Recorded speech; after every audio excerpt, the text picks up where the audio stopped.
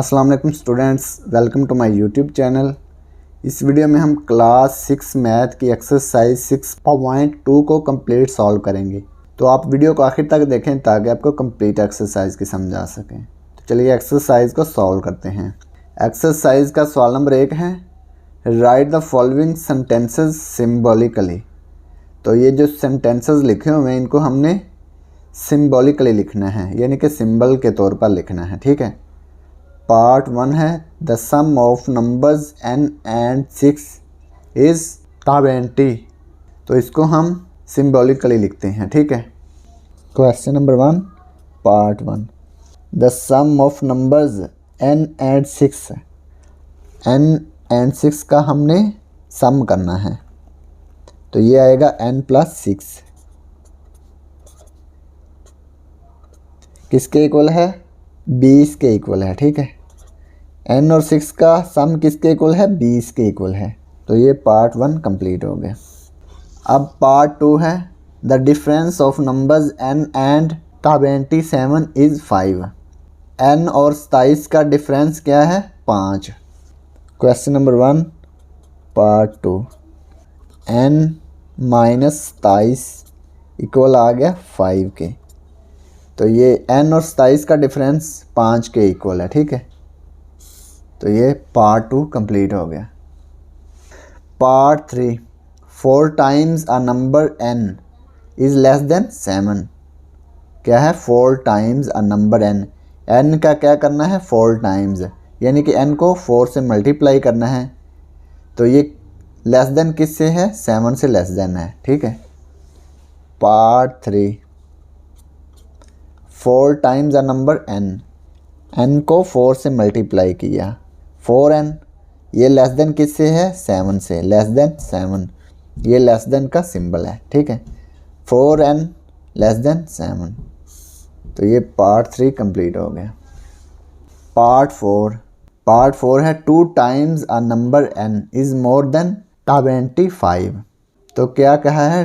n का 2 times है, किससे ज़्यादा है? 25 से ज़्यादा है। Part 4, 2n greater than 25। तो ये हमने इनको सिम्बॉलिकली शो कर दिया। तो ये पार्ट 4 कंप्लीट हो गया और इसी के साथ सवाल नंबर 1 भी कंप्लीट हो गया।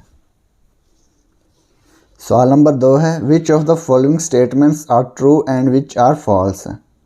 तो हमने ये बताना है कि ये स्टेटमेंट जो लिखी हुई हैं ये ट्रू हैं या फॉल्स हैं। पार्ट 1 सॉल्व करते हैं। सम ऑफ 5 एंड 8 इज़ 20। 5 और 8 का सम क्या है? 20 है। तो ये दुरुस्त है या गलत है? तो ये हमने बताना है। Part 1 question number 2। Question number 2 का part 1, sum of 5 and 8 is 20। तो ये दुरुस्त है या गलत है?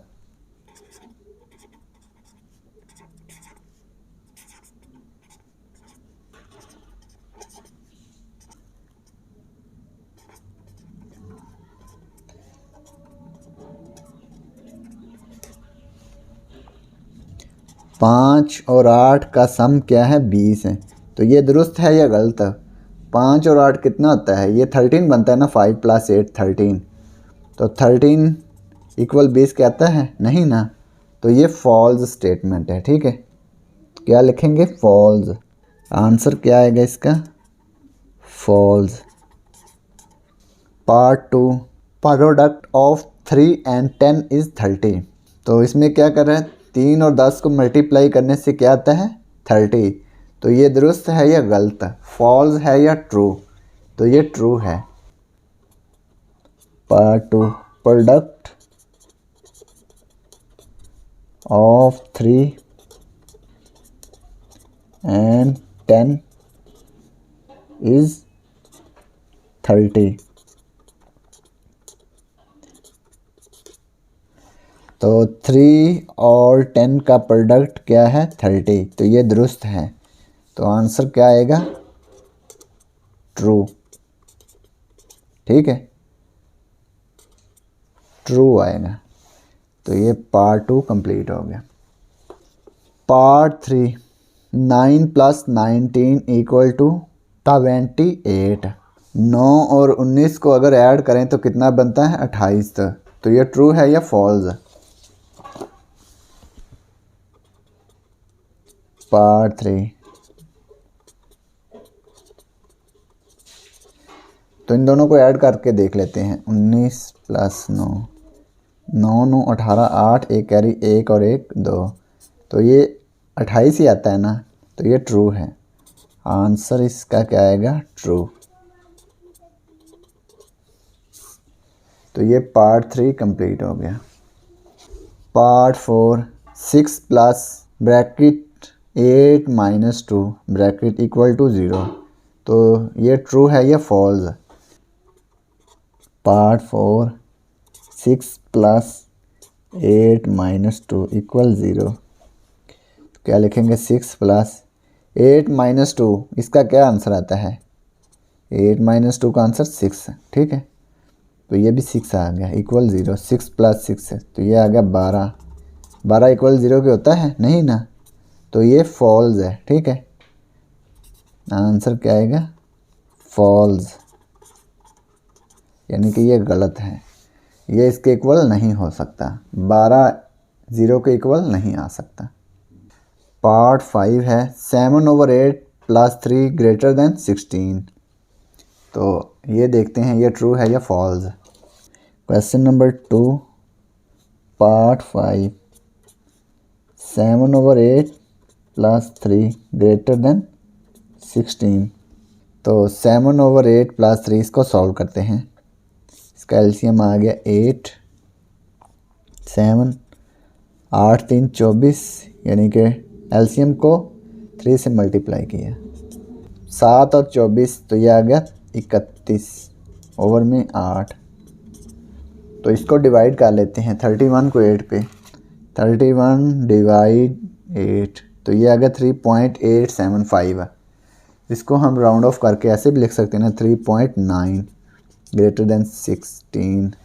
तो ये देखें 3.9 ग्रेटर है 16 से, नहीं ना, तो ये फॉल्स स्टेटमेंट है, ठीक है। आंसर क्या आएगा इसका? फॉल्स। तो ये पार्ट 5 कंप्लीट हो गया। अब सवाल नंबर 3 है, right the values of unknown which satisfy the following statements. ये जो बॉक्सेस बने हुए ना, इनमें हमने अननोन्स की वैल्यूज़ को लिखना है, ठीक है, जो इन स्टेटमेंट्स को सेटिस्फाई करती हैं। तो पार्ट 1 है अननोन + 18 = 36 है, तो इसको सॉल्व करते हैं। Question number 3, part 1, +18 = 36।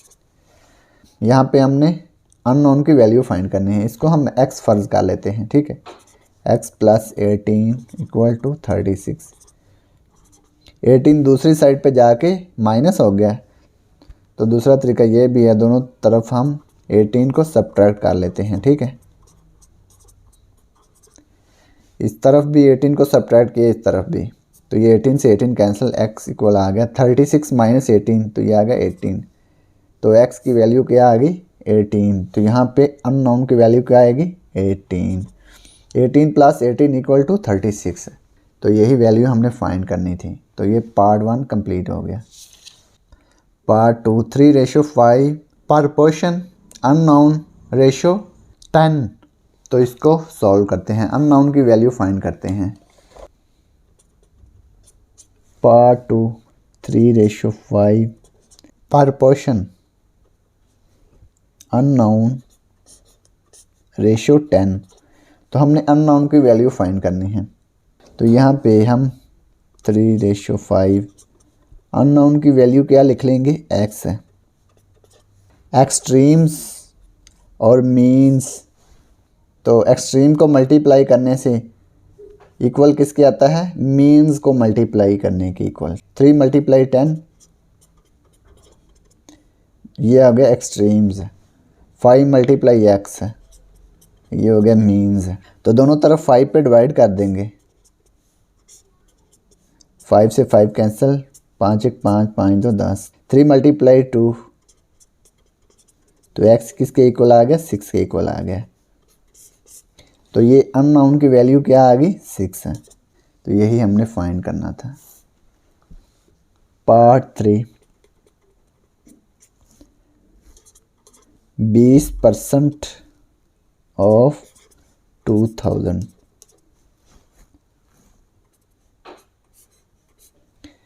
तो ये किसके इक्वल आएगा? तो इसको सॉल्व करते हैं। 20% किसके इक्वल आता है? 20/100 ऑफ 2000। 2000 से इसको मल्टीप्लाई कर देंगे। 20 से 20 कैंसिल, 20 को 20 से मल्टीप्लाई कर देंगे, ठीक है। तो ये कितना आएगा? 0 0 2 0 0 2 2 4। तो ये आ गया 400। तो ये 2000 का 20% कितना है? 400। तो यहाँ पे 400 लिख देंगे। तो ये पार्ट 3 कंप्लीट हो गया। Part 4 2/5 plus unknown equal 1/10। तो यहाँ पे हमने अननोन की वैल्यू फाइंड करनी है। तो लिखते हैं 2/5, इसको हम x फर्ज कर लेते हैं अननोन को, इक्वल टू 1/10। तो 2/5 दूसरी साइड पे जाके नेगेटिव हो गया, 1/10 माइनस, इधर प्लस है ना तो इधर आके माइनस हो गया 1/10। तो 5 को भी 10 बना लेते हैं, 10 बना लेते हैं। तो 2 से मल्टीप्लाई करते हैं, ऊपर भी 2 से मल्टीप्लाई करेंगे, न्यूमरेटर को भी 2 से और डिनोमिनेटर को भी 2 से मल्टीप्लाई कर दिया, ठीक है। 1/10, 2 2 4, 5 2 10। तो 10 इसका एलसीएम आ गया। 1 - 4, 1 - 4 कितना आ गया? -3/10। तो ये अननोन की वैल्यू आ गई -3/10। तो यहाँ पे हम लिखेंगे -3/10। तो ये इसका दुरुस्त आंसर है, ठीक है। बुक के ऊपर इसका गलत आंसर है। Part 5 7/11 plus 1/72 equal unknown. तो इसको सॉल्व करके हमने अननोन की वैल्यू फाइंड करनी है।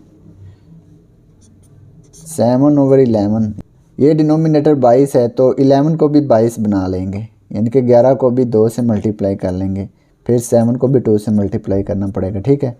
जितना हमने डिनोमिनेटर से मल्टीप्लाई करना है उतना ही न्यूमरेटर से, ठीक है। 1/22। तो ये आ गया 14, 14/22 प्लस 1/22। तो कितना आ गया इसका एलसीएम? 22। तो ये 14 + 1 14 + 1 15/22। तो ये आ गया 15/22। तो ये इसके अननोन की वैल्यू आ गई। तो यही हमने फाइंड करना था। तो ये पार्ट 5 कंप्लीट हो गया। क्वेश्चन नंबर 4 है identify the constants and variables. तो क्वेश्चन नंबर 4 में हमने कॉन्स्टेंट्स और वेरिएबल्स को आइडेंटिफाई करना है। कांस्टेंट और वेरिएबल देख लेते हैं क्या होता है। Explanation for variable and constant. Variable, we know that in algebra both numerals and letters of alphabet A B C up to Z are used. Algebra में हम न्यूमरल्स को भी यूज़ करते हैं और लेटर्स को भी यूज़ करते हैं, ठीक है। These letters of alphabet do not have any fix value. ये जो लेटर्स हैं ना अल्फ़ाबेट के, ये जो लेटर्स हैं इनकी कोई फिक्स वैल्यू नहीं होती, ठीक है। So a variable is a symbol और लेटर ऑफ अल्फ़ाबेट। एक वेरिएबल जो होता है वो सिंबल या लेटर होता है अल्फ़ाबेट का।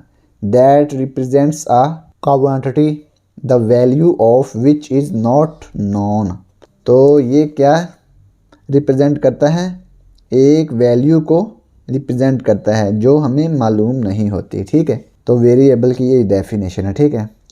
वेरिएबल से क्या मतलब है? ये उस नंबर को शो करता है जिसकी वैल्यू हमें मालूम नहीं होती। Constant, a constant is a quantity whose value remains unchanged fixed. Constant वो वैल्यू होती है जिसकी मिकदार तब्दील नहीं होती, यानी कि वो अनचेंज होती है, फिक्स रहती है। जैसे कि ये 8 है, 7 है, ये फिक्स रहते हैं ना, अनचेंज्ड हैं। और n की वैल्यू चेंज हो सकती है, ये क्या है, वेरिएबल है। Example 2, identify variable expressions and constants in the following expressions. तो हमने वेरिएबल और कांस्टेंट की वैल्यू आइडेंटिफाई करना है। n+8 = 7, n+8 = 7। तो ये n क्या है, वेरिएबल है, और 8 और 7 क्या है, कांस्टेंट्स हैं। m+n+4, तो mn क्या है, वेरिएबल्स है, और 4 क्या है, कांस्टेंट। l-4 = 34 है। तो l इसमें वेरिएबल है, -4 और 34 इसमें क्या है, कांस्टेंट्स। तो इसी तरह से हमने क्वेश्चन नंबर 4 को सॉल्व करना है। पार्ट 1 है n+9 = 0। तो इसमें हमने बताना है कि वेरिएबल कौन सा है और कांस्टेंट कौन सा है। Question number 4, part 1, expressions.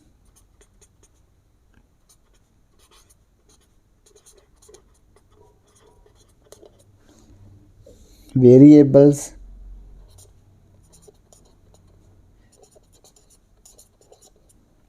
Constants.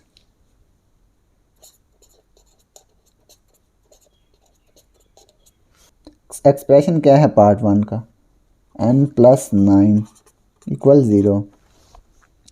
इसमें वेरिएबल क्या है, n, कांस्टेंट क्या है, 9 और 0, ठीक है।